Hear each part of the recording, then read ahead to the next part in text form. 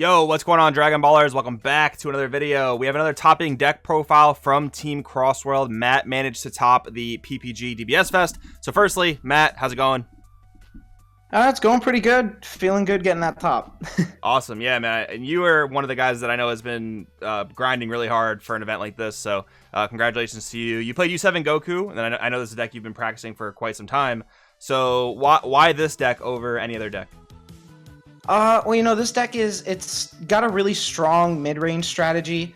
There's a turbo version of the deck, but it's a little more glass cannon-y. I think that's what Robbie Rizzi played.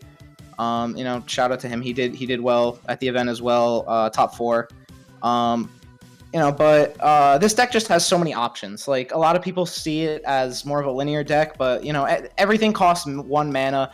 There's not a lot of there's not every situation can you just like slam the big ape drop or slam the SCR. Yeah, those are super powerful cards, but it has a lot of ways to try and play around what your opponent can do as well. It's overall really strong, and I think it's in a good place in the meta. A lot of top cut ended up being U7 Goku. And ironically, the decks that were first and second were like the 2 worst matchups for the deck. Right, yeah, I think it ended up being like 6 U7 Goku and top cut or something. And yeah, I agree. I don't think it's very linear. I think it's very, very, very mid-rangey. Has a lot of options. But all right, so let's get into your main board. Yep. So I had kind of a unique situation where I wasn't really able to get my deck list properly edited. So I ran these cards. Do not run them. These cards are very good individual cards, and like this Unison, especially like in King Piccolo, is really, really strong. Yamcha's a nice card that pairs with it, but it's just you don't get optimal value out of it in this deck. The Unison's not as easy to defend. Sure, you have After Image and you have Yamcha, but you're also a mill deck, so you don't necessarily see all of it, and you don't have Symbol to plus markers. You don't have the Scion unit negate. So these cards, if I were to change them, these would be them. Yeah, so these would be the first cards out. One of the popular things about this deck is like there are a lot of people going back and forth on like a no Unison version, a 2-drop Unison version, a 3-drop Unison version. So obviously you're saying you don't love the 2-drop version. So would you go to like a no Unison version or like a 3-drop Unison version? I would go to the 3-drop Unison version. That's the more mid-rangey build. I think if you go no Unisons, you're trying more of the turbo thing. Both are great in their own rights. I think having this is just objectively worse than the other two. But the other 2 versions both have their pluses and minuses. Gotcha. All right. So and I even think one of the U7s that did run the Piccolo. So it's not terrible. Just I don't think it's optimal. So next in the main board is 2 Koitsukai. This card's just really good. It's strong against, yellow, for example. Anything where their disruption of your turn is playing battle cards. It's most of the things that people play that actually mess with your turn get hit by this card. Yep. Yeah, it's super. I think it's the best sideboard card in this meta, and a deck like this can main it. It's super good. Yeah, absolutely. If I were to do it again, I'd probably relegate it to the side or maybe like main 1 or something. You do get great value when you just mill it. But I didn't end up activating it a lot. There was probably 1 or 2 situations where I could have, so I wouldn't get rid of it completely. But I mainly had it in the main board because it's there if I need it, and I can always just side it out if I don't. Right, especially because sideboard best of 1, you could always just do that. Absolutely. Next is the big boy for this guy. I could consider cutting him down to 3.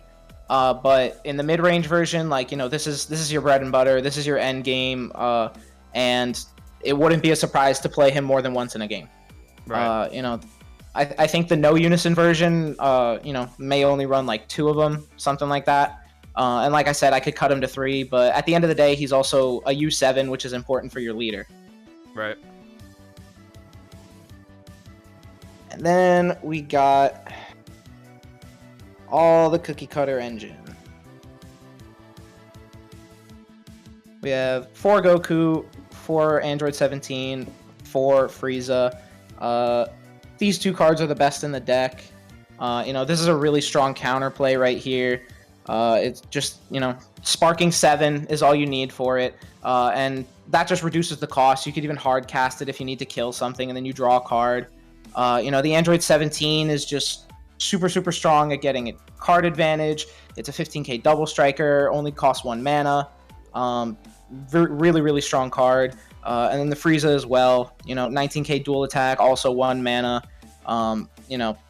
Both very strong cards. Yeah, these cards make the deck feel insane. Absolutely.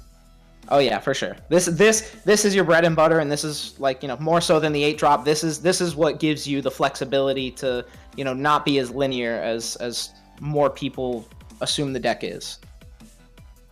Now, this guy overperformed for me for this weekend. He was not in my original list.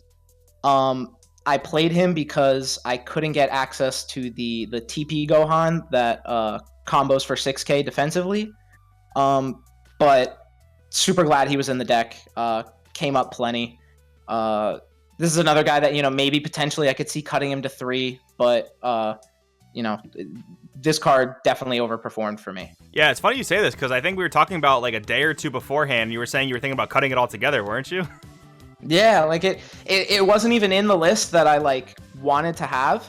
And I just didn't have the Gohan, so I'm like, screw it, this is the next best red U7. And in games where you don't necessarily see that many of the 17s and the Friezas, or sometimes an awkward turn 3 where you don't have the Unison, like this guy can be a nice play to neg 2 things 15k. It's deflect, so they can't steadfast it or anything, and then just a 20k critical spring. The stats are great on the card. Yeah, I think this card's absolutely incredible, so I'm glad he played for it. I'm glad it did well. Yeah, again, I could see myself cutting it to 3, but it's so good. It's so nice to see. And then we have the 1-drops in the deck. And this is going to look a little strange. So, Android 17, you mill it off the top of your deck, you play it, mill another card, or it's just a cantrip, 1 mana draw card. U7 name, great for the deck, gets a free body on board. That's 5k combo right there. And then the interesting part is 2 Gohans, 2 Android 18s. I do not run any of the vanilla stuff. I think it's solid. It's not my favorite thing. But there's advantages and disadvantages. When you're running the vanillas, it's more you can go through your deck, you can find the Vegetas, the Friezas, the Android 17s. You find that stuff quicker. And it can be easier to get out of combos. The Android 18, both of these cards just pretty much, they're the top 5 searchers. And the Gohan just has the added effect of comboing the vanillas drawing a card. So if you're running the vanillas, this is absolutely the card to run. And I absolutely see where someone would want to run the vanillas, especially Divine Presence is a card that is not in my list. And this card helps facilitate that because you get more value out of your comboing. You actually replace the cards, and it's not as neg of a play from hand. But if you're not running the vanillas, this is just strictly the better card. They have the same effect, but it's 5k power versus 4k power. It's not the biggest difference, but when it's coming down to it, you don't want to have the 4k there when it could have been a 5k. Right, yeah. It matters if you need to go for game with that 1-drop. It's very, very rare that it'll come up, but it can come up. Exactly. So I ideally, like I said, I didn't run the vanillas. I would have preferred to run 4 Android 18, but kind of like I said earlier with the Gohan, I just couldn't get all of them, so I went with a 2-2 split. That way I at least still have 4 1-drops. 4 super combos, pretty self-explanatory. U7 super combo, sparking because you stay at high life in the deck. Yep. And then this Goku, SSB Kaioken. Great card in its own right, but it kind of underperformed for me this weekend. In a revised list, I would probably relegate this to the sideboard and potentially take it out entirely, honestly. To be able to mainboard those combo Gohans. Fair enough. Yeah, you also have barrier removal with the other Vegeta. It's not quite as big barrier removal, but Yeah, I think this card, like in the sideboard as 2 of, is probably pretty good. You can always pick it up if you mill it as well with your leader, so you have some flexibility there. Right, and like the one matchup that I feel like it actually comes up in is against Yellow Trunks, which was the deck in second place, and it's the deck I ended up losing to. Ironically, I think I lost. All credit to my opponent, Dustin. He was great. He played the deck very well. I probably had a turn where I could have tried to make the game a little closer. I don't know if it would have actually gotten me the victory, but basically I had the option of using this to kill his Trunks blocker or establishing my Sin Shenron Unison. I chose to use this to kill his blocker, and looking back on it, it would have just been better to play that Unison. Gotcha.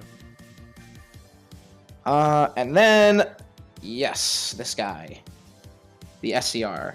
SSB Vegeta. This SCR is absolutely broken. If you're running red, play this SCR. Yeah, even King Piccolo's picking it up just because it -5s the opponent's leader. Like, it doesn't even matter if you get the sparking, which the sparking is only tied to the dual attack, right? Like, people don't know that necessarily. Yeah, absolutely. Like, there isn't even any restriction on like when you can actually play him. Like, it's just if you can pay for energy, you can play him, and then he's a 40k triple striker still, and still has the ability to activate main, wipe everything on your opponent's board, including the Unison. Like you mentioned earlier, neg your leader 5k for the turn.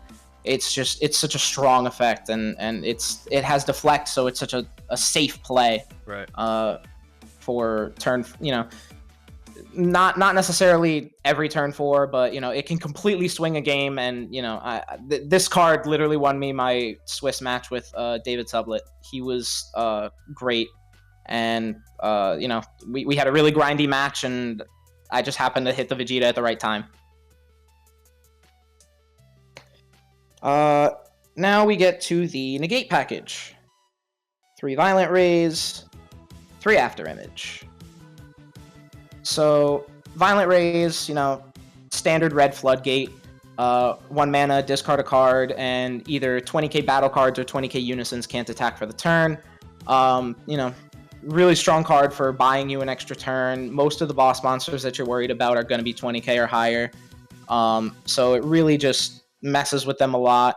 And then the After Image is a card that is just so easy to play in this deck. Yep. It's live from turn 2 on, and you're at 7 life, so testing the opposition currently isn't in this list at all. I'm looking to see if there's a place I can put it back in, but at the end of the day, it's not always the easiest card to play in this deck, whereas this is just always live, and it's really great for defending your Unison and defending your board, and, overall just stopping stuff for free. And then we have 3 Vegeta Resolve Renewed. Yeah, this is like the new red MVP. Oh yeah, absolutely. This card just says no more riposte ever, none, absolutely none. And it has a lot of other uses too. No Oceanus, no Kai negate, no Boo negate if you're playing against green. And it's for 1 mana. It's great. You can do things. If you hold your Awake until turn 4 in this deck, you can hold this guy to combine him with the Goku. If you're not worried about like a Zamasu the Eliminator that might rest him, where like playing the Goku is safe and swinging is just the rough part, you can just awaken, untap 1, and now you have your Vegeta live. You swing with your Goku, look at their hand. Even if they riposte, you're just gonna go, all right, Vegeta, sure, you negated the attack, but I don't have to rest anything to keep swinging. And then kind of going along with him, 2 Broly Crown. This is a card that I probably would have liked to have a third of in the main board. When we get to the sideboard, you'll see I have 1 more. But, it's just a generic good red card. Yep. If your opponent is trying to set up for a defensive turn, you can rip super combos, rip negates. Overall great card. And then 2 Frieza Death Ball. I have had plenty of talks with plenty of people, and we all agree this card is angry. And it goes really well in this deck because it really helps push damage through. And it's a really good combination card with the Vegeta SCR, because it helps you, shove them down to to 1 life so that you can just burn them, you know. Right. And it can even be a great defensive tool as well, you know, 1 plus 25k or plus 15k, and then, you know, neg something else so that it can't swing. Yeah, You know, this is definitely very good generic card. This is definitely probably the most sleeper IAR, I would say. Like people undervalue it a little bit. Oh yeah, absolutely. You know, with how good like Cell's Kamehameha and Final Flash are, like people forget just how much damage this card can do. And then down to the 2 1-ofs. King Piccolo, New Ruler, you know, great card. If you have a Unison with 3 markers or more out, play it for free. It gains 5k, swings for double strike. You know, can't be blocked. Really good card. And 1 of Champa, just because, you know, I almost feel like every deck should run this. You know, it turns every card that you run into a finisher. You know, so there's nothing bad about that in this deck. Yeah, awesome thing too in a red deck is you can always charge it, which is awesome. And King Piccolo is basically like the 1 overwhelm you're allowed to play because you can't warp with this leader. So yeah, having that 1 of overwhelm is really nice. Exactly. It's really the only access to free play that this deck has outside of like the Android 17 that just plays itself when it mills, and that's just a 1-drop to have 5k combo. And the cool thing about, you know, like you mentioned, it's a red deck. Run this in red. Please don't run actual Champa. This is strictly the better card in red. Yeah, because you can hard You cast know? it if you need to, and yeah. Exactly. You know, some people like the flavor. I know Marcel loves to run Champa and everything. It's like not very many situations where you'll actually hard cast it, which is true. But I'm always going to be running Kai. And that's the 60 card main board. You know, you kind of have to run 60 or you deck out a lot. So let's jump into the sideboard. These are the cards that I wish were in my main board from the beginning, right here. This is the Unison package to run if you're running the mid-range version, for sure. Jiren is just super strong. 3 mana, he's a 20k double strike swing, negging something that they play by 10k. It can neg Unisons against yellow, that's super relevant with like a Trunks Unison. You know, and then the -3, really strong. Activate battle, neg something 25k, ignoring barrier. Makes it really hard for your opponent to actually commit on any battle cards. And then almost second to that is just giving you access to Videl, which is like one of the most broken counterplays right now. This card is insane. Yeah, Videl is absolutely nasty. And the nice thing about Best of 1 pre-side is that this is basically your main deck, right? Like you could always just swap it in. You know, you said you swapped it in quite often, so it would have been more convenient if it was in your main deck. But nice thing is, like, it wasn't necessarily a mistake not putting it in your main board. You know what I mean? Oh yeah, absolutely. And then, you know, again, there's I wouldn't necessarily say that the Piccolo Unison is bad. You know, the cards that I had in are generic good cards. They're just not optimal for this deck, in my opinion. And Videl is just, this card's too strong to not run. Like, you know, it free counterplay, neg 2 things 20k. Every major threat in the game at this point is 20k besides like the actual big boss monsters. And even then, combining her with Jiren, that's a -30. That kills, like, you know, any of Sin's battle cards on play, dead. You know, even in the mirror, it doesn't necessarily kill the opponent's Goku, but it goes from a 35k to a 5k, which makes it so much more manageable to deal with. Sure, they still look at your hand, but you're not staring at 35 double strike at the end of it. It's just really good combination of cards. I want to run a 4th of this one. I'm not entirely certain about a 4th Jiren, but definitely 4 Videls. Just having access to that counter is insanely strong. And even to go along with Videl, I have this Unison in the side as well. Sin Shenron, great Unison.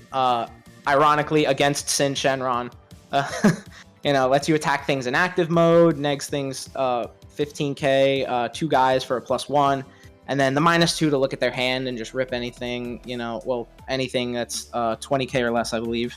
And you know, I brought this in against Eon Hill in top 16, and you know, it did great.